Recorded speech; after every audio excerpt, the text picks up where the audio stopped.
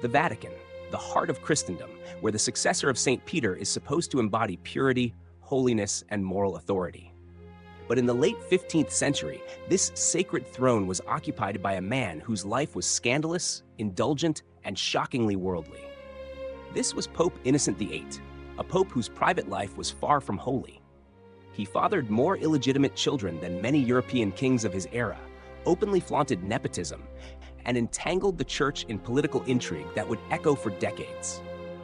While the faithful prayed for guidance, Innocent VIII transformed the papacy into something closer to a dynastic court, where children, marriages, and alliances mattered as much as faith itself.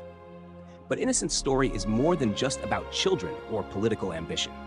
It is a tale of hypocrisy, power, and scandal at the very heart of the church.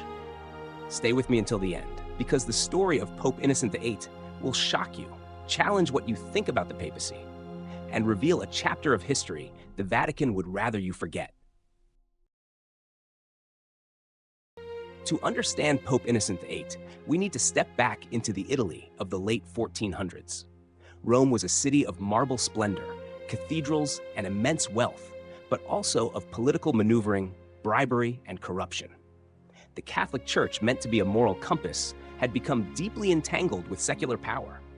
Popes were no longer just spiritual leaders, they were princes of Europe, commanders of armies, and brokers of dynastic alliances. This was a world where the lines between faith, politics, and personal ambition blurred. Bishops amassed fortunes, cardinals played dangerous games of influence. And amidst all of this, the rule of clerical celibacy was often ignored, especially among the upper echelons. It was into this morally flexible environment that Giovanni Battista Cibo was born, a man destined to become Pope Innocent VIII. But unlike most ambitious clerics, Cibo's ambition extended beyond spiritual power. It included a very worldly appetite for family, influence, and indulgence. Giovanni Cibo was born around 1432 in Genoa to a family of minor nobility.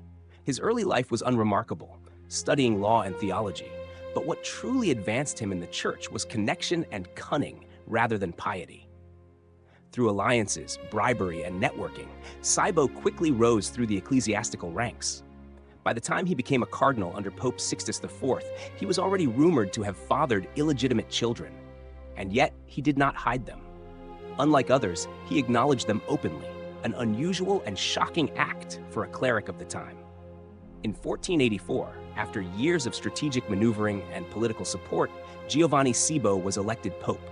He took the name Innocent VIII, a name suggesting purity and virtue, though the reality could not have been more ironic.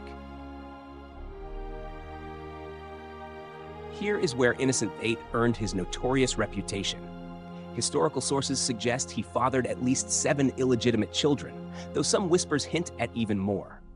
His most infamous son, Franceschetto Cibo, became a symbol of papal excess. Franceschetto was a gambler, a spendthrift, and a scandal in his own right. But instead of hiding him, Innocent VIII flaunted his son, arranging his marriage to Maddalena de' Medici, daughter of Lorenzo the Magnificent. This marriage was more than a family affair, it was a political maneuver. By tying his family to the Medici, Innocent VIII cemented alliances that would increase both his personal power and the influence of the papacy across Italy. But Franceschetto was only the beginning. Other children were also strategically married into noble families, turning Innocent's illegitimate offspring into instruments of political leverage. The Pope's family became a network of influence stretching across Italian principalities and beyond. In a church preaching celibacy and moral restraint, Innocent VIII's public acknowledgement of his children shocked contemporaries and challenged the authority of the Vatican. If you're enjoying this deep dive into papal scandals, make sure to like this video and subscribe to the channel. We're only halfway through Innocent VIII's story, and what comes next is even more astonishing. Because fathering children was just the tip of the iceberg. Innocent VIII did not merely father children, he turned the papacy into a family enterprise. Nepotism became the hallmark of his reign. His relatives were appointed to powerful positions, his children married strategically, and his influence extended deep into Italian politics. For example, Franceschetto Cibo was given a duchy and a military command, despite lacking experience or competence. Other relatives received bishoprics, benefices, and pensions. Innocent VIII effectively used his papal power to enrich and empower his family in a way that few of his predecessors had dared. Yet, while Innocent focused on family, he was also negotiating political deals with European monarchs. These deals often had consequences far beyond the Vatican's walls, shaping wars, marriages, and alliances for generations.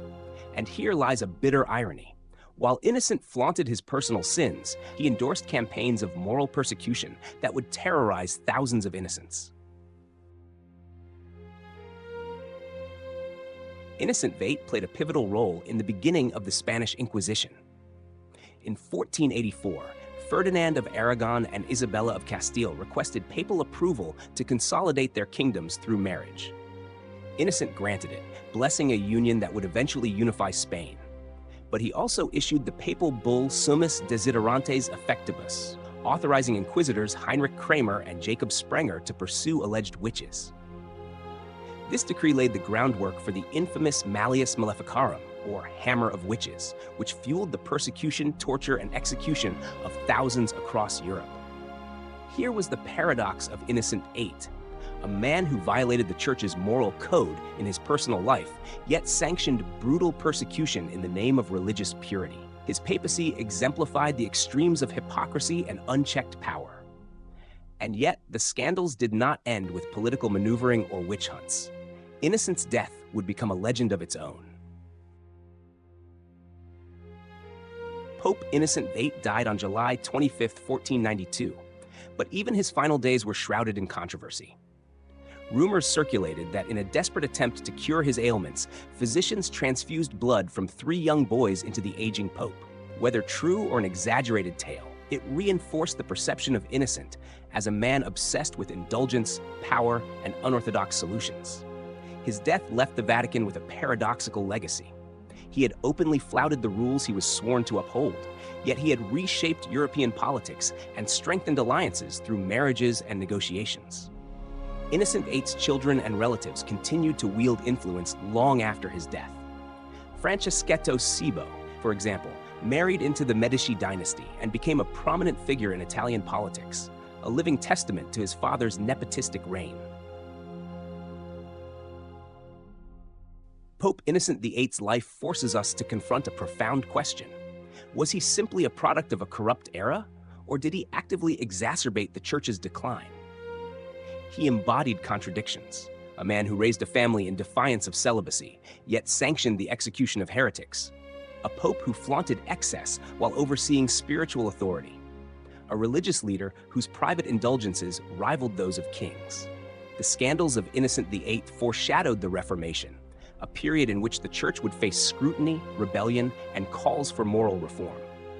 His reign is a stark reminder that power, when combined with moral compromise, can shape history in both destructive and lasting ways. Pope Innocent VIII may have claimed the title of innocent, but history remembers him as a man of scandal, indulgence, and audacious ambition. His illegitimate children, his nepotism, and his political maneuverings demonstrate the contradictions of a church caught between spiritual ideals and worldly power. So, was he a product of his time, or a man who pushed the church to its moral limits? That is the question that continues to fascinate historians, and it is why his story remains one of the most infamous chapters in papal history.